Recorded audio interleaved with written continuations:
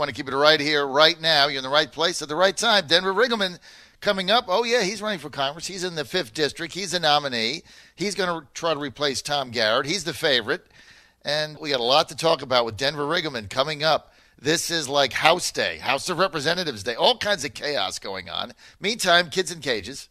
That's dominating the legacy media.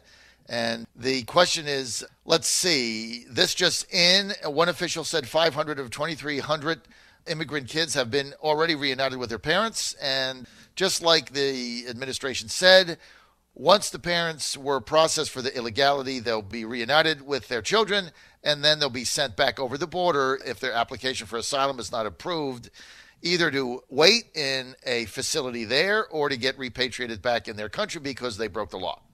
But, of course, the Democrats don't care about the law. They just care about open borders and screaming and jumping up and down and trying to get votes in the midterms. And also, certainly they don't care about the law in Chicago, where kids are shot there every day and nobody raises a hand or does anything because Chicago was run by the Democrats, and so was Baltimore, and so was Detroit, and so was Cleveland, and so was every major city in the United States. So they don't talk about that, or those kids, or those parents that are in jail that can't make bail, whose kids have been ripped from them and are in government facilities in those areas. They don't want to talk about that. They want to talk about the 2,300 kids that are separated from their parents because their parents came to the country illegally, got apprehended, and broke the law. And, oh, by the way, they didn't want to get apprehended. See, if they wanted to get apprehended, they could have gone to the port of entry and said they want asylum. No, they tried to come in and not get apprehended, of which 75% of those that come over the border never get caught.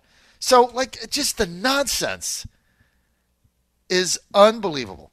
John Fredericks Radio Network. Thanks for being with us. No nonsense, no gibberish. Joining us now, Denver Riggleman.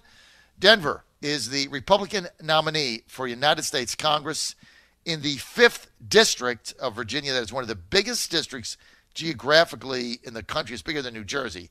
Huge, as they say. And he'll be taking on Leslie Cockburn.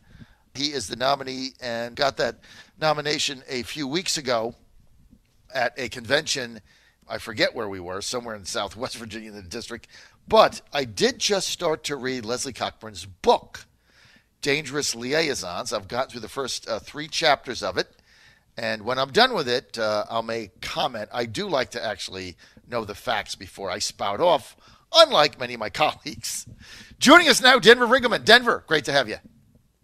Hey, John. And by the way, I'm also reading Dangerous Liaison and already have some comments on it. So, at some point, I'd love to share them with you when you read it, because I found some pretty glaring errors already based on the fact I actually know what I'm doing. She doesn't. So it's going to be fun when we break that down together.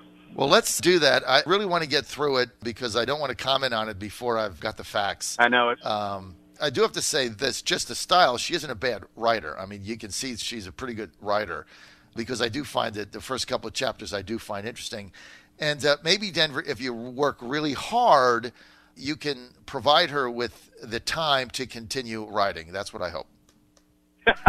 Well, I'm going to. I mean, she needs to go back to it, I think. But I've been looking at the bibliography and also on the footnoting, and I've already found one where the author doesn't exist that they used as a reference.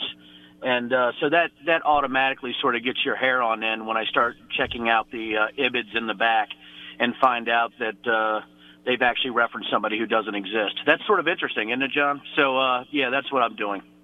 All right. So, John, by the way, exactly right on the immigration issue. That was very well said.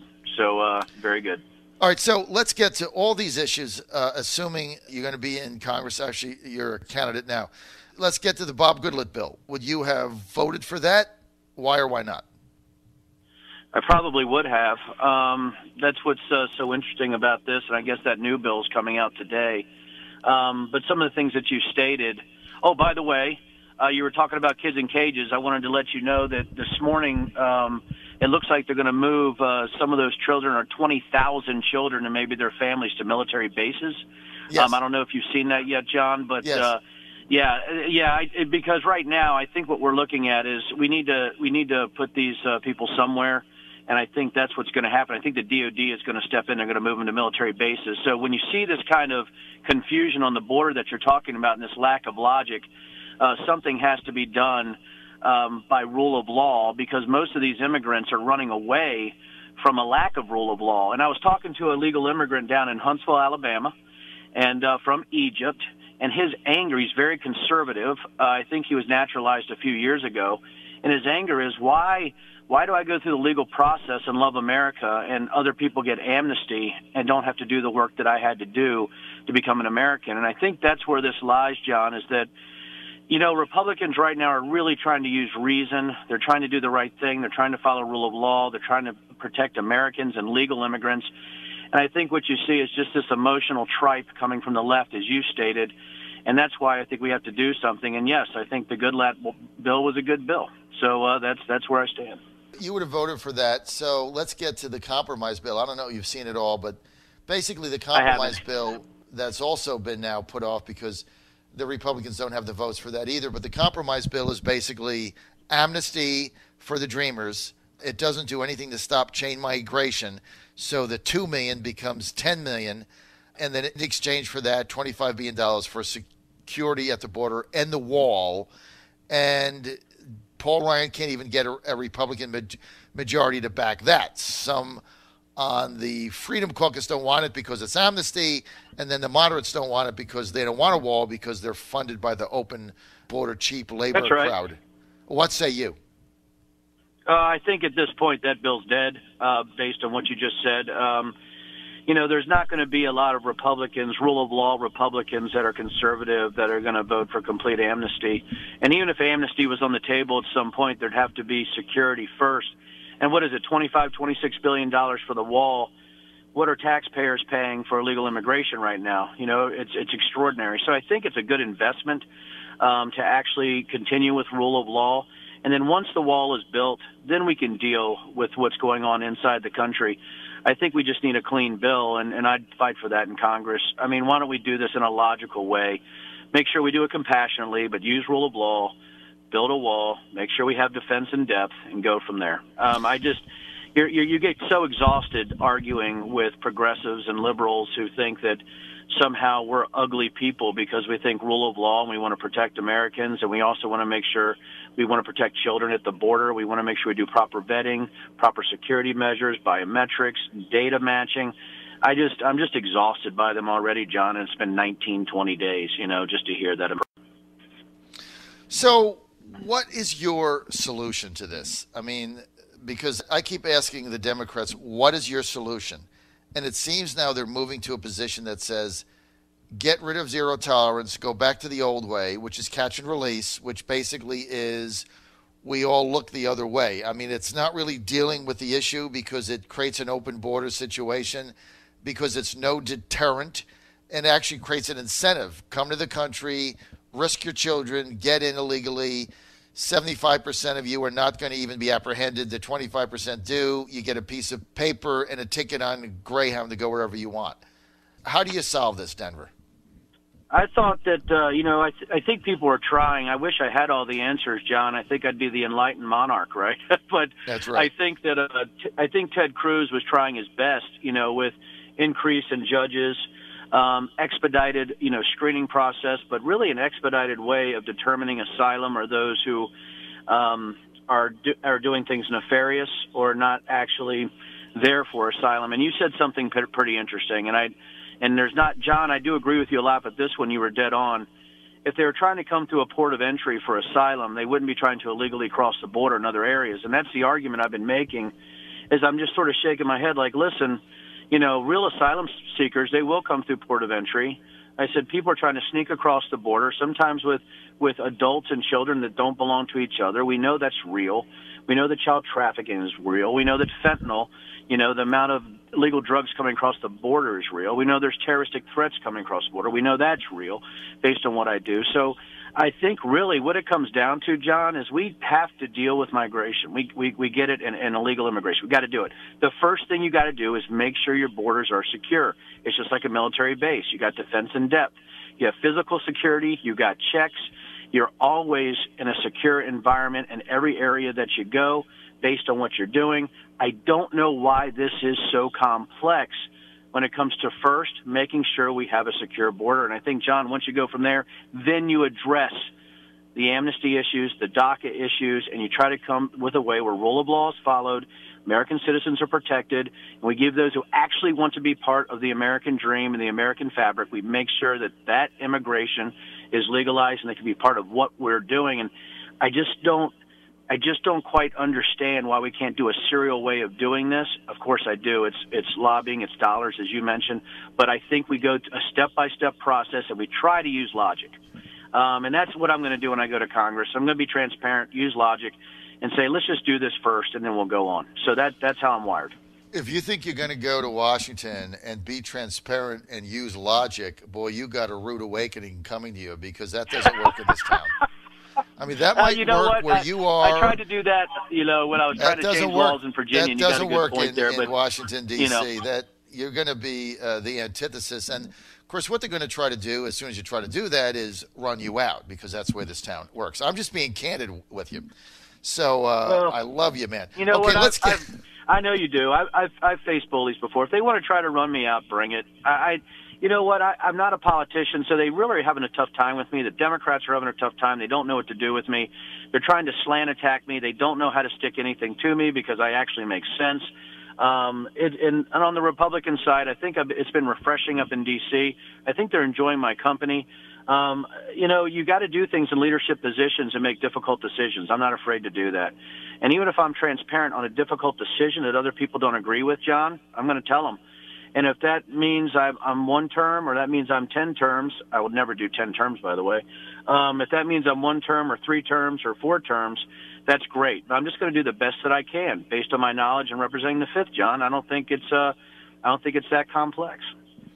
We're with Denver Riggleman. Denver is the 5th District of Virginia Republican candidate for Congress. Tom Garrett is the incumbent. He's a Republican. He is retiring. And Denver Riggleman is the Republican nominee. He'll be facing off against the Democratic nominee, Leslie Cockburn, in November. This is a race where the Republican is favored to win this, and Denver is the favorite to win. But Cockburn raising a lot of money. It's not going to be an easy race. All right, where do you stand on E-Verify? Well, I mean, I think it's our best shot right now to have some kind of system that works inside the country. I mean, I work with big data myself, John. I think it is a first step towards ensuring that we have proper data vetting. So right now, I mean, at this point, I support E-Verify. I just think there's going to be a constant improvement process. I really don't know what else to say about it at this time.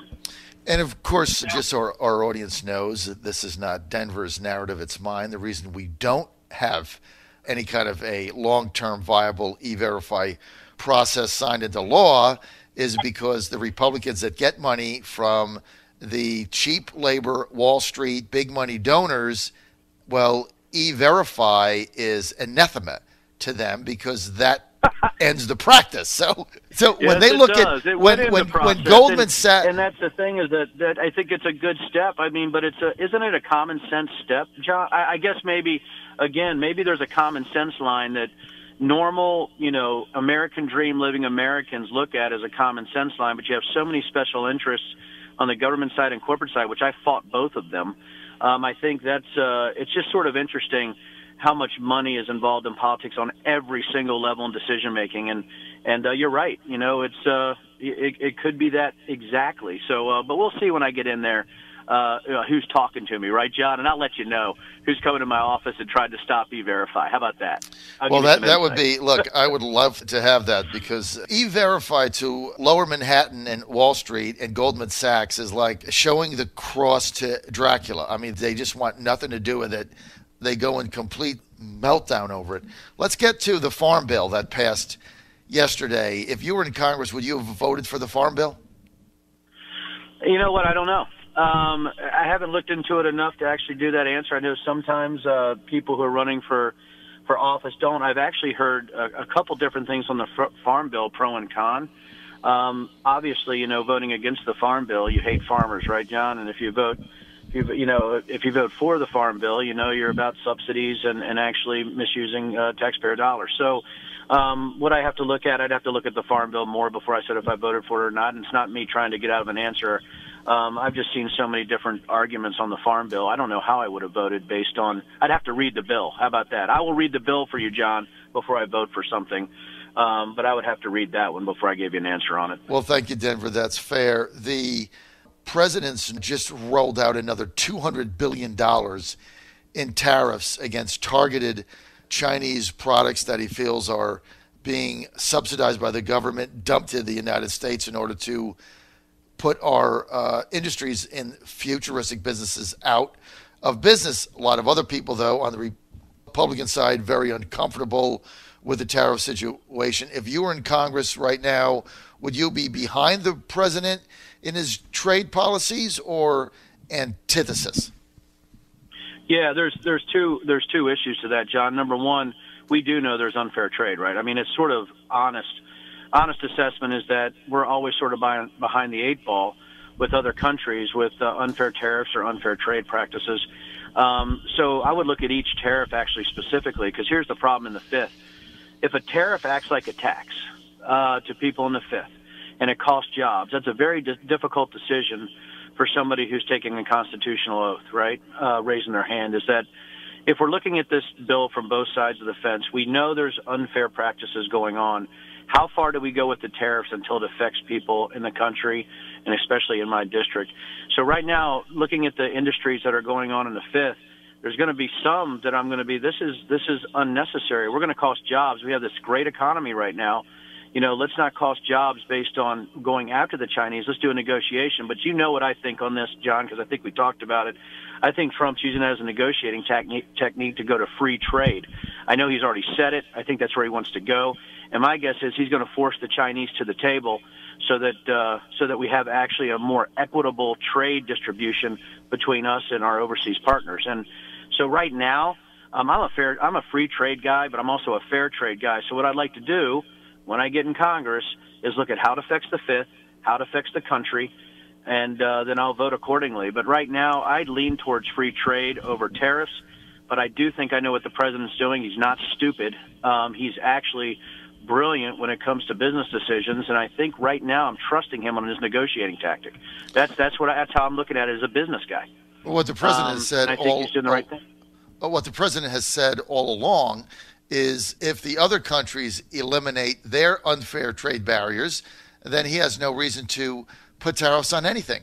But perfect. And I like that. I actually like that statement, and I think he's right. He's 100% right.